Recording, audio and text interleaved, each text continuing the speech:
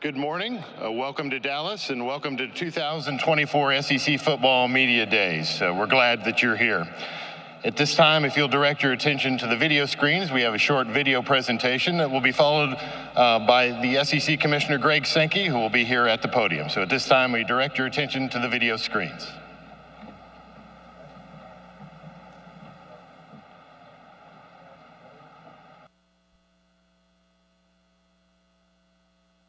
To the count of running hard to 25, gets away from it, straight, still runs at 25. Batting rolling, batting looks, he throws to the end zone. Touchdown! One, Lindsey, 25, 20, 10, 5, Lindsey shot, Lindsey shot. Here, history runs deep. So does passion, and rivalry, and family. It ain't about them, folks, it's about us. It's where we gather as the sun sets in the western sky. Give our all. Grind, woo, walk, and yell. Where we face off between hedges, and where we rock and roll, jump, sway, sing, ring, soar, and roll. It's the land of legends. The places, the faces, and moments. We've been on top of the world, top of the draft, and seen the confetti fall again and again and again and again. But we're not done. It's time for the next generation to make their mark and set a new standard.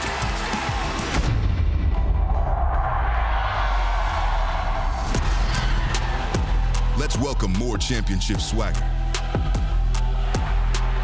More colors, more fight, and more boom. It's time to march into more hostile territory, usher in more coaching royalty, and witness more things that make you go, It's time to update from 14 deep to 16 strong, and upgrade your expectations for what college athletics can be. It's a whole new ball game in the SEC. And now, more than ever before, it just means more.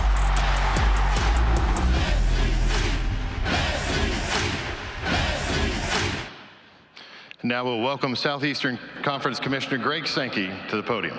Greg? No applause is necessary. That was an accident, I'm sure. Good morning. I'm going to go off script, which will make my staff nervous. 3 points of recognition this morning. I've often thought we should have a media hustle award, but I'm not really confident in what behavior that may encourage. So I want to give my first shout out to George Somerville, who I was interacting with on Twitter, College Football Chaps podcast, getting here from London. So George, you're first. Second is a guy named Ben Burnell, I think, who captured me for the first interview of SEC Football Media Days yesterday in Utica, New York, right at the finish line of a 15K, which is a new level of hustle being tracked with your race results. And the third would go to Nick Saban, who apparently was denied access because he didn't have his credential this morning and had to go back to his room. So we teach those lessons quickly. It's great for us, though, to be here in Dallas, Texas for the SEC's 2024 version of Football Media Days. We're thrilled to be in a city where Dak is the quarterback, where the Dallas Mavericks made a run to the NBA Finals with a number of players from the SEC, including Kentucky's PJ, Washington's, Arkansas's Daniel Gafford, and South Carolina's AJ Lawson, where our 2019 Women's Basketball Player of the Year and Mississippi State alum Tiara McCown is part of the Dallas Wings, where over in Arlington, Florida's Wyatt Langford is having an impact in his rookie season for the Texas Rangers. And tomorrow night in Globe Life Field, Paul Skeens from LSU, now a Pittsburgh Pirate, will take the mound as the starting pitcher for the National League in the All-Star game. To build my local credibility, back in 1991, I was here in Dallas for a set of meetings. I was with Bobby Williams, who's now the athletics director at Sam Houston State University, and we said, hey, you want to go out to Arlington Stadium? Those of you who are locals will remember Arlington Stadium, before the ballpark and before Globe Life Field. Nolan Ryan was pitching that night against the Toronto Blue Jays, and I brought, just to prove my credibility, the ticket from his 7th no-hitter that I attended while I lived here in Dallas, because I spent 11 great years of my career here. Our 2 daughters were born just north in McKinney, Texas. I occupied offices along North Central Expressway when I worked for the Southland Conference, and it's great to be back in Texas representing the 16 universities of the Southeastern Conference, and following a video that began with words like Billy Cannon running, Manning rolling, Manning looking. It was Archie Manning back in 1969 in Legion Field on a game, the first televised Saturday night game we had on ABC. It's Larry Munson yelling for Lindsey Scott. It's a statement that here, history runs deep. And then you saw Pat, as in Pat Summitt, and Perry, as in Perry Wallace, and Goose Givens shooting over Duke in the 1978 Final Four. And you heard 3 words: passion, rivalry, family. You saw confettis, you saw trophies, you saw champions, you saw celebrations, you saw a quarterback leading the marching band, and you saw Olympic medalist after Olympic medalist. That's the imagery to which we're accustomed in the SEC. And then you saw something new.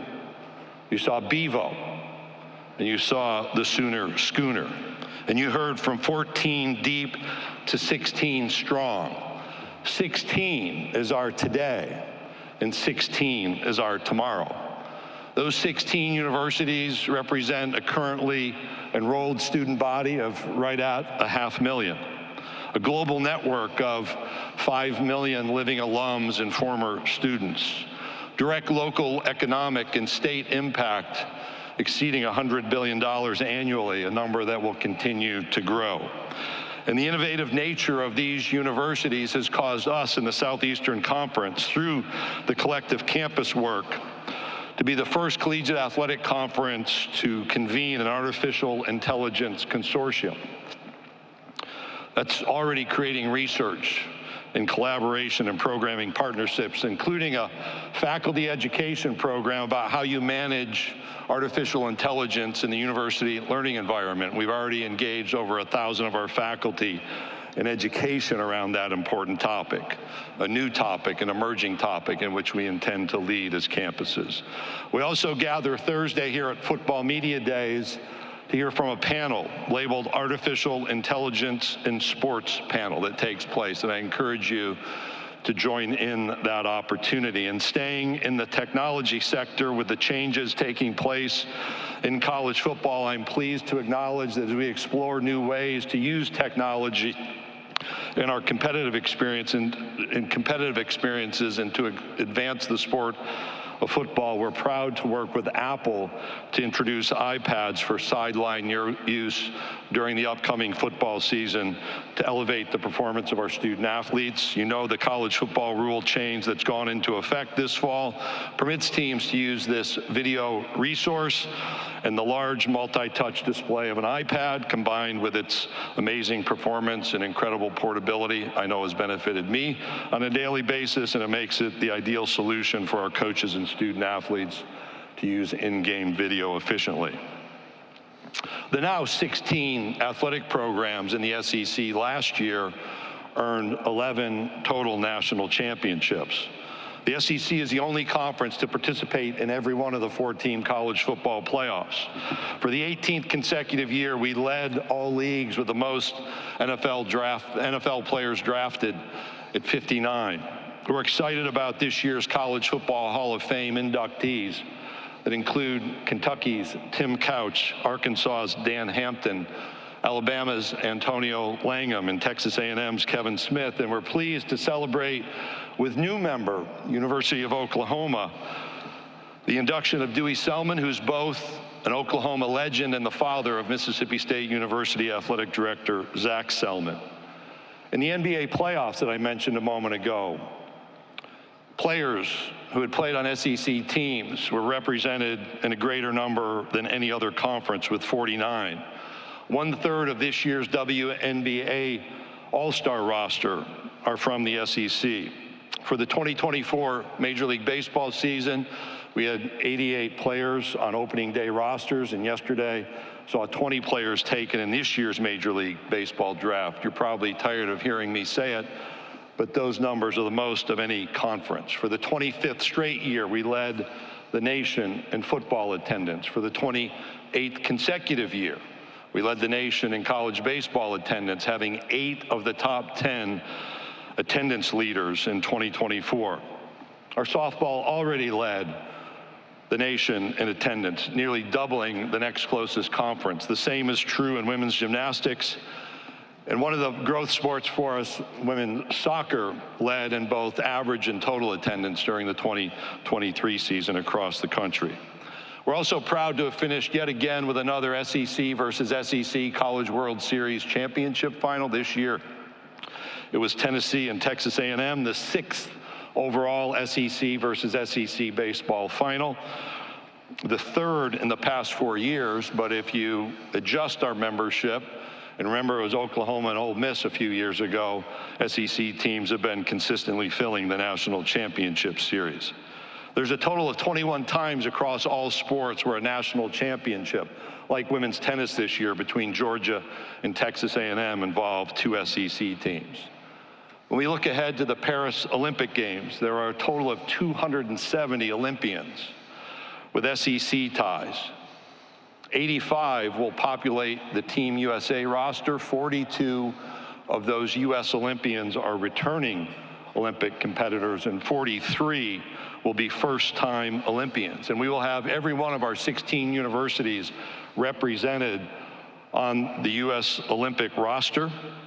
And that roster in U.S. track and field includes 35% of that roster being comprised of representatives from SEC universities. In swimming and diving, it's 37% of that roster. And we will have representatives on all 4 of the U.S. Olympic basketball teams, the men's basketball 5-on-5 team, the women's basketball 5-on-5 team, and the same in both the men's and women's 3-on-3 teams. But let's go back for a moment to our opening video. And while I'd rather talk about all-stars and champions and Olympians, I want to focus on some words you probably missed. We said in that video that was used to celebrate the additions of Oklahoma and Texas as new members just a few weeks ago, that it's time to update. It's time to update your expectations for what college athletics can be.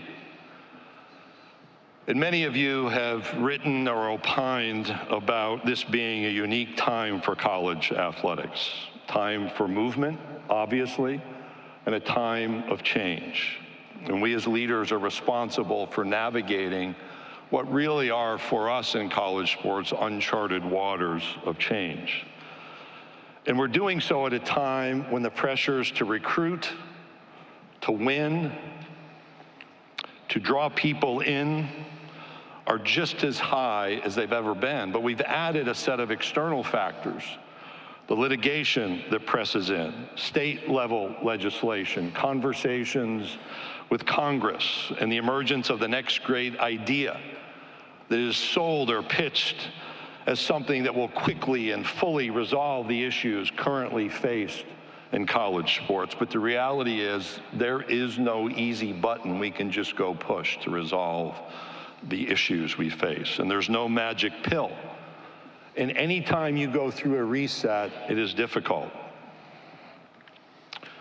This past Saturday evening, we were reminded of the stress and divisiveness that's present in our nation, well beyond any playing field. We know that elections are fundamental in these United States of America, and none of us are expected to all agree on how votes should be cast. In fact, probably most of us try to avoid those conversations at family gatherings. We'd rather talk about the weather, talk about how the kids or the grandkids are doing in school, where somebody's going on vacation, or maybe who's going to win the game on the upcoming Saturday. When you attend one of those games on Saturday and you look around, you see Democrats and you see Republicans. You see liberals and conservatives. You see those who work in a white-collar setting and those who work in a blue-collar setting. You see young and old, families and individuals, people from every religious background, every demographic range in this nation. And this sidebar is not about politics. It's actually about what we do on Saturday, that comfortable point of conversation at those family gatherings. These remarks are about the ability of people to come together even when there are differences. And on Saturdays in this country, for decade after decade, people come together. We actually need more of what we do in college sports. And in college sports, and in college football in particular, we know, there's an opponent on the field, and spread across a stadium, there's apparel from the opposing teams, one dominant, one in the minority. But in those stadiums, I've stood with sometimes 100,000 or more to sing the national anthem, sometimes thinking that the entire stadium is actually participating. I've joined in those stadiums as you watch maybe a Chinook helicopter fly over, a B-2 bomber, or an F-22, just amazed. And then celebrated a little bit later in the game when during a break we stop and we bring the flight crew onto the field and celebrate them for their service. I've heard the absolute silence in a crowd of thousands of people revved up and ready to go, who stand for a moment to honor someone we've lost. We actually need more of those unifying moments in this country, and that's why I say again, we need more of what college football does in this nation, not less. We need more of what college sports does, because that unity I talked about and those variances that exist within a crowd aren't just in a football stadium. You see them at baseball games and basketball games and along all of those sports that I cited just a moment ago. In fact, if you drove in on a morning to Hoover, Alabama, to our baseball tournament, you would see tents pitched with university logos and colors of a particular fan base. And it's not long before somebody else starts to trickle in. And I can recall this year seeing a South Carolina tent pitched right as I drove in, and underneath there are Vanderbilt fans and Tennessee fans gathered having a conversation. They're actually smiling despite being dressed differently. Under an Auburn tent, Florida fans and Georgia fans gather for those same conversations. That's the reality that we need and the lessons that we can learn through college sports. We need more of those unifying moments. And again, I'll say we need more of what college football and college sports does and can do, because we're at a time filled with uncertainty. And that exists in our culture in a big picture, and it exists in college sports. On May 23rd, the plaintiffs, in a set of lawsuits along with the NCAA, the ACC, the Big Ten, Big 12, SEC, and Pac-12 announced agreement on terms of a settlement related to a set of lawsuits. And while that agreement does not resolve every issue and it is not a finish line, it does provide an opportunity for us to move forward in modernizing important elements of college sports. There's a lot of work still to be done. There's work to finalize the full terms of a settlement agreement. Beyond just terms is the hard work of implementing the outcome of that agreement. We are literally working to make what would normally be a decade's worth of change in a matter of months. We're not in a world either where we're allowed to focus on just one issue or even one small set of issues at any particular time. As you know, there are other lawsuits. We have state attorneys general that have engaged in lawsuits against the NCAA. We have state legislatures continuing to enact or change laws that govern how we conduct college athletics. There are outside ideas that come from those apparently associated with private equity firms, professional leagues, search firms, former executives from leading media companies who want to insert their thinking. We have new wave entrepreneurs who want to be in on the so-called the so-called front end of a new paradigm for college athletics. But it's our leadership responsibility to figure this out. And in a moment, I'm going to repeat some things I've repeated in past years. And you could rightly, potentially say, well, there he goes again. But you know what? Change doesn't happen in an instant. And we're dealing with an incredibly complex set of issues that when I sit down with some of those leaders in the areas that I mentioned, and I describe the various challenges we face, it is universal. Whether it's a professional league commissioner, a member of Congress, a high-level attorney, at some point they'll look at me and say, that's the most complicated situation I've ever heard. That's why there's no easy button.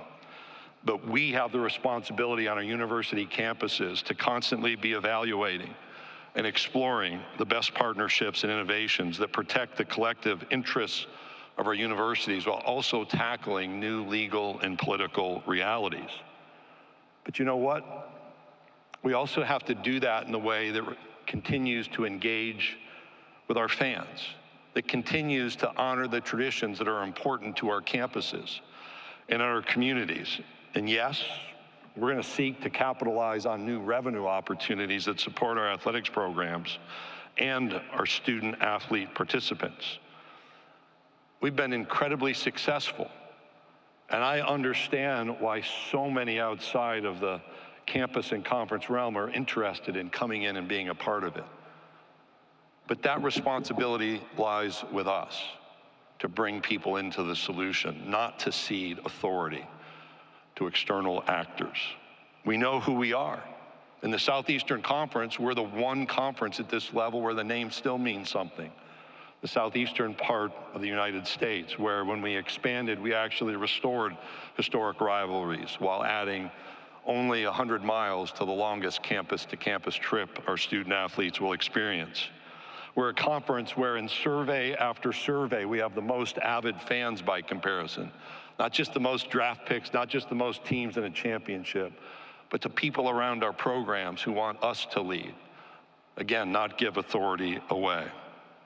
They're passionate about their team and the competition among their team and their rivals in the Southeastern Conference. We have dates that have meaning, that we understand in this culture.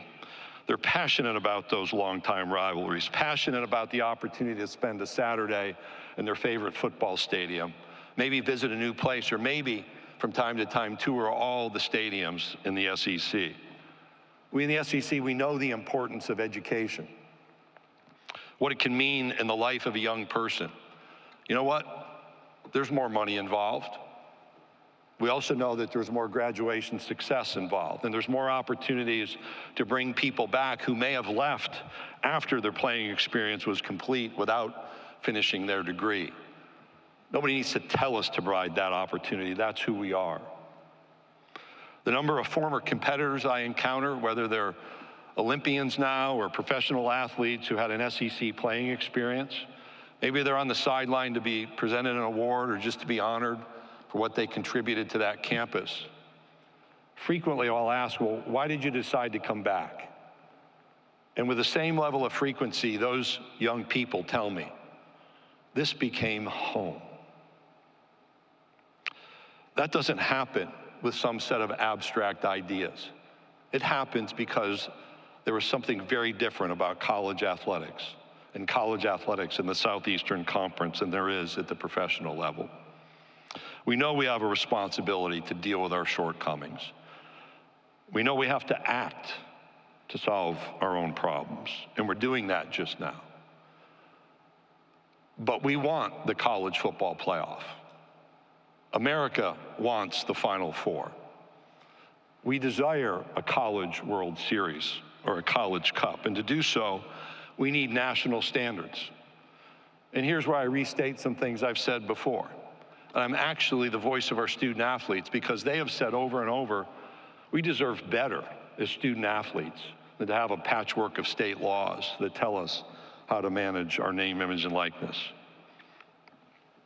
We deserve better than a race to the bottom for competitive purposes on a state-by-state basis. And we as student athletes want to know when we line up for a kickoff tip-off in a basketball game, first pitch in a softball or baseball game, that the people occupying the other uniforms are governed by the same set of standards governing us. We've also experienced change in sports gambling, and we've seen some really difficult stories play out at the professional level where people have lost their careers. Last year I spoke about a head coach who had lost an opportunity in our own league. And I'll say again, it's not good enough for states just to allow legalized sports gambling. They owe protection to the participants. And the online and direct pressures that come from those who aren't successful in their gambling decisions affect our participants. In every state that has legalized sports gambling needs to put in place clearly stated laws that protect participants from hostile behavior. We're going to continue our dialogue with Congress. Again, we're going to have to make decisions on our own. We have to do those with the right legal counsel. But Congress is a place that can help set national standards and address the issues our student athletes have raised. We're not waiting for change to land in our laps. We have a responsibility to engage with our congressional leaders. Our leaders are elected to lead, and I appreciate those conversations. But on behalf of the now over 8,000 student athletes in the Southeastern Conference, the future doctors and lawyers and engineers and teachers and nurses and real estate agents, the leaders of tomorrow, my ask again is that Congress continue not only to engage in conversation, but help with us resolve some of these outstanding issues and restore clear national standards for college athletics. I told you earlier it's good to be in Dallas. I hope you have four great days. I'm going to shift from the heavy to just acknowledge a few things. First, thanks to our SEC staff. You have no idea. You don't just show up and make this work.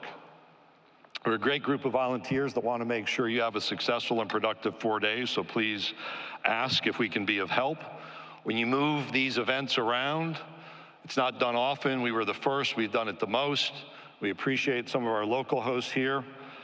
The Goodyear Cotton Bowl, Rick Baker's leadership and friendship, Michael Conradi, Marty McGinnis, and others on that staff.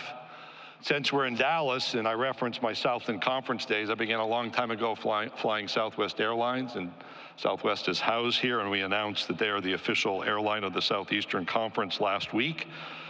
Recognize and thank them. We appreciate the Dallas Sports Commission and the leadership of Monica Paul, their help to get us here, but also how we light up the skyline with the SEC theme throughout the week. The Omni Dallas and Guadalupe Ruda, Courtney Roy, and the entire team here. Also Anthony Travel and John Anthony for actually securing us a location. I'm also going to announce a little bit of news. It's a little bit of news. We've moved around from Birmingham to Atlanta to Nashville and now Dallas. And in 2025, we're going to return to Atlanta in the College Football Hall of Fame with our football media days. I also want to say thank you to Regions Bank, who is a year-long sponsor, but the sponsor of our media days. They also played a key role in something called SEC Startup. I promise you, I'm almost at the end, so I'll catch you on this one. This is a competitive business pitch competition among our student athletes who are the future entrepreneurs. They make a presentation and a pitch competition with their business concepts presented and reviewed by a panel of judges. It will be shown on a program tonight on the SEC Network at 7 Eastern, SEC Startups Debut. It includes student-athlete entrepreneurs from Auburn, Florida, Missouri, and Oklahoma, 7 p.m. Eastern Time on the SEC Network. We're about to jump into questions. I'm going to go back and say there's a lot that's happening. There's a lot that could cause us to say, wow, where's the hope in this? Where's the finish line? I actually sometimes think finish lines are too much of a focus because we have to look to the future. And as much as there may be that's viewed as problematic, those successes I mentioned just scratch the surface. We haven't told a lot of individual stories, but they're there. And I'm optimistic about our future because I get to spend time with the leaders in the Southeastern Conference, the leaders today and the young people who will be leaders tomorrow, which is why through all of this change, I'm convinced our best days are still ahead. So thank you for being here. If you're in Dallas and Kevin Trainer's here, you know it's a big event. And so Kevin is going to help guide us through our question and answer period. Thank you, Commissioner. If you do have a question, please raise your hand. We do ask that you give your name and affiliation before asking your question. I have Grant, Dylan, and Dinah who will get us a microphone. Commissioner, we're going to start over here to our left, about midway back. I guess we should have written them on a card and I could have called on you, but we're a little bit more open, so here you go. This works. Thanks, Greg. Matt Houston, WFAA. Can you expand on why we're in Dallas today and what makes the communities along the I-35 corridor from Austin to Norman a cultural fit for the SEC? A few things. One, we actually made an effort to move here in 2018 with Media Days, thought that Dallas might be the right first place. We have an incredible alumni population in the Metroplex, and we did some research on that back to 2018. I didn't have to go back and conduct that research. Again, it's one of the most accessible cities in the country. The variety of ways you can travel here allows you to run a 15K in Utica, New York, and be here for dinner by the end of a Sunday, like I did yesterday. Our move in 2018 was a recognition that we had moved west with Missouri and Texas A&M, with the border states in Arkansas and Louisiana with LSU, made it sense not just to be at one. If we're going to be at more than one location, how do you touch the perimeters? We had a basketball tournament in St. Louis, Missouri, back in 2018, if I have my dates right, and so we were used to that movement. We've had 3 years to prepare for expansion, which is, I think, a record long time. And as we went through the expansion, that made Western events more and more important for us. And we pretty quickly decided to move Media Days. We looked at Houston, looked at Dallas, were the two that were our biggest focus. Here, the transition from Norman, to Columbia, Missouri, Fayetteville, Arkansas, College Station, Austin, Texas, that movement's really easy. And we are a big part of Texas. Texas is a big part of us now. I've always seen coaches traveling here during my own travel. We've had a bowl game affiliation here for a long, long time, and all of those relationships combined to make it the right move for us. And I encourage you to have fun fitting that into a small soundbite. Commissioner will go right in front of us in the middle aisle. Hey, Greg. Connor O'Gara, Saturday Down South. I know there's been probably a lot more important things with college athletics, but I was curious if there's a plan for an SEC tiebreaker system now that there's no divisions to be able to settle an SEC championship. Yes, in fact, we had our athletics directors on a video conference Thursday where he provided an update. It is a lengthy plan, consolidated around, I think, 8 principles. We go back to our athletics directors at their next video conference. It's about 2 weeks away. We can finalize that anytime between now and the start of the season. We have an annual in-person meeting where any of the little pieces that have been identified for review can be refined and finalized. So absolutely. Commissioner, we'll go over to your right, Dennis along the aisle. Greg, Dennis Dodd, CBS Sports. Certainly the House settlement as proposed for the next 10 years limits some legal liability. But USA Today recently reported in the last 10 years, the NCAA has incurred $433 million in legal expenses alone. Anybody can sue anybody for anything. But how do you lower the temperature on that? Part of the current settlement effort is to resolve, to the extent we can resolve as much as possible, to do just that. We're not alone in college athletics at being pursued from a litigation front. You saw what happened in the NFL's Sunday ticket decision. You look at Major League Soccer, just doing research on Law 360. You can see the existing open lawsuits there. We clearly have had to think differently, and you can see that happening as decisions are made on policy. An element of the question is how much authority can be managed at a national level through the NCAA. That's clearly what's under full scrutiny, what can be managed at the conference level. If it's less nationally, how do you actually have Final Fours in college football playoffs if everybody's to have a different set of rules? I also would observe that when you look at litigation that exists at the professional level, it's not an indication that that model solves all litigation threats. The simple observation is we live in a litigious society, and we have to continue to make wise decisions informed by legal counsel and be prepared to defend those decisions that are made. Lastly, we're dealing with historic change. And again, people have written over time they should have changed sooner. The reality is, whether you take that opinion or not, the change is happening now. Okay, we'll go all the way in the far back left. Hey, Greg. Bruce Marshall from WHBQ in Memphis. Maybe I should get this to Jim Phillips at the ACC next week. But how closely are you following Florida State and Clemson's challenge to the ACC deal? And if they succeed, what sort of ramifications do you see for the entire college sports landscape? Could you repeat that real question? We had you breaking up for just a bit. Hold up a little. Yeah, I think I got it. So the question is, how closely do I monitor what's happening in the ACC? Yes. And then what are the implications? I pay attention. As I said, we're focused on our 16. I've said before at media days, I'm not a recruiter. My job is to make sure we meet the standard of excellence that we have for ourselves on a daily basis. That attracts interest. It's done that with the 2 universities that we've added this year.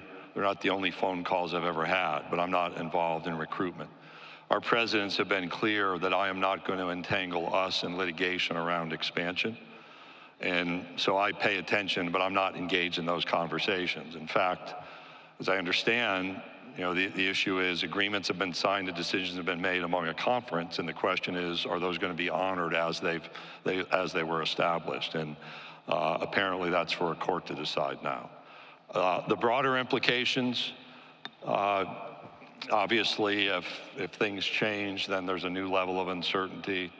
It already creates speculation that I think is counterproductive, but I don't spend an enormous amount of my time thinking about it. I certainly don't spend any time engaged in that recruiting activity because we're focused on our 16, and I want to be respectful of the difficulty that's currently faced with that issue, that set of issues within the ACC, and my colleague, Jim Phillips. Hey, Commissioner, we'll go over to our far right, over on the far aisle on the right. Spencer McLaughlin, Locked On Podcast Network. You mentioned the regionality of the SEC and the name still meaning something to this conference. Can you ever see a college sports landscape in which you would feel like branching out of the southeastern part of the United States with your conference membership would be beneficial? We're focused on our 16, period. You've seen how we've made decisions over the last decade plus for contiguous states to join. I think that's incredibly wise and provides remarkable strength. And I'm not going to guess about what happens next. Okay, we'll go right in front of me, Commissioner, here on the front row. Andrea Adelson, ESPN. As a follow-up to that, Greg, I think you said 16 is our today and 16 is our tomorrow in your opening remarks. I just wanted to clarify, tomorrow, does that just simply mean tomorrow, or is that a long-term future tomorrow? So the last 3 questions are part of the reality, which is I've responded now 3 times where our focus lies. Our focus is on our 16 members. I have a responsibility to pay attention, and I'm certainly not going to fuel speculation on what happens next. We can certainly remain at 16 for a long, long time and be incredibly successful. Okay, we'll go right in front of you to the right, right in front of the front near aisle. Yes, Commissioner Sankey, this is Drew DeArmond, WZZN Radio, Huntsville, Alabama. You worked with him throughout your entire career as commissioner on the other side of the headset with Coach Nick Saban. But what can he do to help our league continue to grow and navigate the ever-changing world of NIL and the transfer portal now as a member of the media and a voice of college football? What can Nick do? Well, help us avoid rat poison would be the first on the list. He and I spoke, it was a couple of days after the announcement of his retirement, and I think one of Nick's observations, I think it's fine to share, is the ability to be influential in a different role outside of coaching. He and I probably dealt with, well, you're doing this because Nick thinks it's competitively favorable. One of the things I found over time is Nick, in many ways, uniquely thought ahead on issues. Provided really deep and clear insight. And he and I have had any number of conversations over, this is my 10th year as commissioner, but I've been in the SEC for 23 years, and but for the 2 years he was with the Dolphins, we're in conversation throughout those couple of decades. So I think he can bring that clarity. I think he can bring an understanding that even I don't have dealing with these issues on the front lines as a head football coach, and I know he brings a love of the game overall to an analysis. And so I have seen him engage in conversations already in a big picture problem-solving way, and I hope that will continue. And he can evaluate my performance, since he's sitting in the room listening, my performance in answering that question. Commissioner, go right in front of me, 3 rows back, Barry. Barry Trammell, Tulsa World. Greg, you clearly knew a lot about Oklahoma and Texas 3 years ago when they agreed to come into the league. Learned a lot about them since then. What did you learn about them with your 2 visits to Norman and Austin in the last couple of weeks? So the Austin visit was June 30th. The first on my priority list is don't be the last speaker between a crowd of thousands and pit bull's performance. So that was a non-advantageous position, and we won't let that happen again. In both places, you saw the passion for their programs play out, and then in individual interactions while I walked around campus, either running on Sunday morning in Austin or Monday morning in Norman with a logo on and people doing a double take. It was fun to see in those communities displays of the SEC logo. At a leadership level, to have deep conversation about what the decision means for each campus, and me talking about what it means for the conference. I learned more about drone shows than I thought I would know, given the performances at both places. And I learned that both clearly meet what one of our athletics directors called the "it just means more" test. So that avid fan base that I spoke of earlier, that is in backward-looking surveys, both Oklahoma and Texas bring that same type of avid fan base to a set of peer universities and peer athletic programs.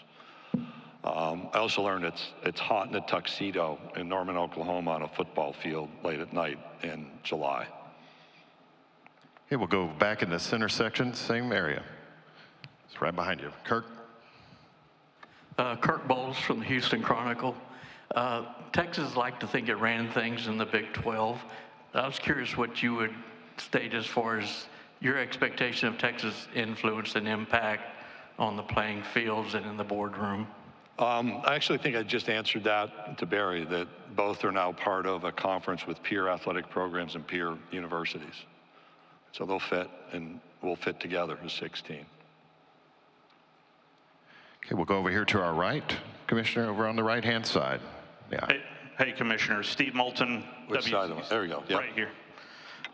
WZZN in Huntsville. I heard you and Destin mention that there's no better time to be a college athlete than right now. But I do wonder, from talking to college athletes, what are their biggest concerns or issues that you hear from the players themselves? What are the biggest issues? So I walked through some of them. One, that they dislike this notion of every state having a different set of rules around how name, image, and likeness is conducted. They dislike lining up in contests and not having an understanding that those on the other side are held to the same standards. Whether you want to believe it or not, they're not looking to be employees, and we've had pretty free-flowing conversations with them about what that may mean on what's perceived as a positive side and maybe the more problematic side. one of my really great conversations, Henry Coleman III, who plays basketball at Texas A&M, right after we announced expansion, Henry was on our men's basketball leadership council call and asked, when are they going to join? And I said, is that because you don't want to play your in-state rival, or you do? And he said, I want to play them as soon as I can. Our student athletes want great competition. They want the excitement of our stadiums and our arenas. They want to be against the highest level of competition. My reference to baseball is not accidental. I think the improvement of our baseball is in part about how our programs have positioned themselves, invested in facilities to attract coaching talent, and that attracts talented players who want to line up and compete against each other. Those are quick elements. They want to know that they're going to be supported. If they're injured, they want to be cared for. They want to know that they have mental wellness care and support available. They tell us that mental wellness area, they want us to eliminate any barriers or perceived roadblocks to them accessing that might be viewed as problematic. So maybe some distance from their coaching staff just so they can have a safe space when it's needed. And they want to play for a championship in a meaningful way. Okay, Commissioner, we'll take one final question over to our left here on the near aisle. Ralph's been diligent, so I'm going to call an audible too, to my right after. So two, Kevin. Good morning, Commissioner. You talked repeatedly this morning about being focused on your 16. Can you talk about the impact that Texas and Oklahoma are going to have on league revenues and what your outlook is for the current TV contracts and what they can expect as far as bringing in more money? Well, we don't parse out our money because we just add to. Our revenue is generated by 16. And clearly the revenue happens at a couple different ways. One is at a national level. So competitively, there are opportunities, whether it's the college football playoff, NCAA tournament revenues that are available. With more, you have more mouths to feed, but more opportunities to access those types of postseason revenue, the same with bowl games. You have conference revenues. We have media contracts that can be adjusted. We have a network that draws eyeballs in on a national basis. All 16 of our schools combine to create that interest. And then at the local level, their positioning of their programs, whether it's football, basketball, gymnastics, baseball, soccer, how do they draw people in? How do they monetize that interest? All of those are, if you will, seamless across all 16 of our universities. And certainly when you add the history of both of those football programs, it creates interest. There's one place on the globe this fall where there'll be an F1 race and a college football game at the highest level, and that's in Austin, Texas. That's going to be an incredibly high demand ticket. You think about Texas playing at Texas A&M, the interest in that game. But I shared when Kentucky first visited College Station for football, they brought 10 to 12,000 fans because that's what we do together. That's why I don't break things out into just two. It's about 16 working together really well. I'm going to call on Ralph. Okay. I know your power, Mr. Moderator, but Ralph Russo from AP. Thanks. A New York Mets fan, but other than that, he's generally okay. Thanks, Greg. I appreciate that, and thank you, Kevin. Talked a lot about college sports needing to take control of its future and not necessarily allow others to dictate, but there's also been so much talk about how you need help from Congress to get this under control. So how do you balance those two things? Like, we can't do this alone, but we also have to do it alone. We also have to be the masters of our future. Well, I don't think it's just do it alone. So let's just take a step back. So the first hurdle that you look back that has to be overcome, and this goes back 30, 40 years, is the system was perceived as working very well. Young people came in, they had opportunities, there were certainly problems.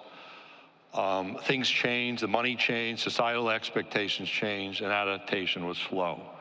But part of the adaptation was slow is higher education can be slow to adapt, so that's not unique on our campuses. It may be different in society. Again, it was also, whether you look back in Monday morning quarterback, right or wrong, the system worked pretty well. Provided those Olympians, those opportunities for people who wanted to go pro in sports and those who didn't want to go pro in sports to learn and gain an education. A lot of first-generation points of entry. So those were all seen as valuable. When we've walked through conversations, so back to the fall of 2015 with our presidents and chancellors, I probably didn't recognize that there are 5 fields of play the way I do now. And this is the illustration, Ralph, that I don't think we can do this alone. The 5 fields of play are the courts. We have to be there because of litigation. The second is Congress. We're active in that conversation because you talk about national standards. The third is at the state level. So even in our footprint, could you normalize or standardize state legislation or among our 12 states now to support that equitable competition our student athletes are asking to be a part of? The fourth is at the conference and campus level. How do we make decisions? And then the fifth is the NCAA. Now, if you could create the right kind of linkages between all 5, there's a perfect outcome. I can't ignore any of those 5. I can't work on 4. That doesn't mean all 5 have to work together to provide a path forward.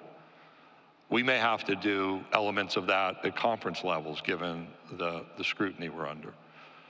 But it would certainly be a much more healthy conversation if that could happen consistently at a national level. I hope that's responsive and illustrates both the why did it take so long. That's a little bit of our history in higher education. It was perceived as working well, plenty of criticism that it didn't. We've clearly adapted. You just think about the changes in the last 10 years, forgetting the outcome of the current settlement. There's a lot of things different around college sports. And that informs why I take the position there's no better time, yet we still have work to do. Thank you again for being here. Look forward, I think, to most of our conversations through the rest of the week.